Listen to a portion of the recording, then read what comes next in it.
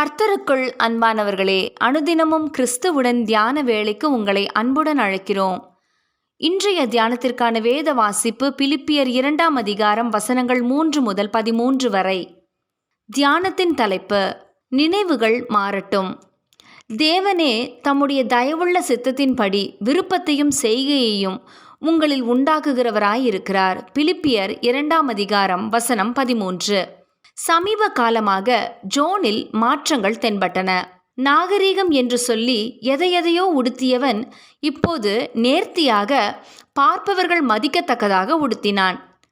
தன் இஷ்டப்படி நடந்தவன் இப்போது அம்மாவிடம் யாவையும் கேட்டு செய்தான். எல்லாவற்றுக்கும் மேலாக முன்பு சூரியன் உதித்தாலும் நித்திரை விட்டு எழாதவன் இப்போதெல்லாம் விடியற்காலையிலேயே எழுந்து ஜெபிப்பதை பார்த்த தாய் காரணத்தை தேடினாள். ஜோன் கூறினான், புத்தக அடுக்கிலே தற்செயலாக அப்பாவின் டைரியை பார்த்தேன். நான் இவ்வுலகத்தை விட்டு போனாலும் என் விருப்பங்களை நிறைவேற்ற என்னைப் போலவே என் மகன் வளர்ந்து விட்டான்.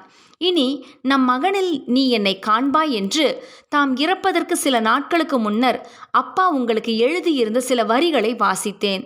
ஆகவே இனி அப்பாவின் நினைவின்படியே வாழ்ந்து உனக்கு பெருமை தேடித் தருவேன்.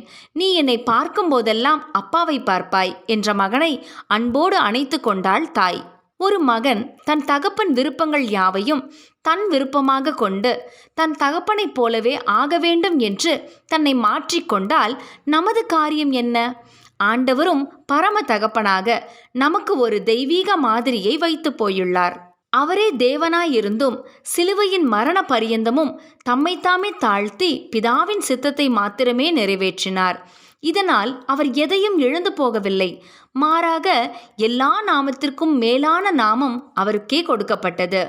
இந்த மாதம் முழுவதும், இந்த புதிய ஆண்டிலே கிறிஸ்துவை போல மாற வேண்டும் என்ற நோக்கில் தியானங்களை செய்து வருகிறோம்.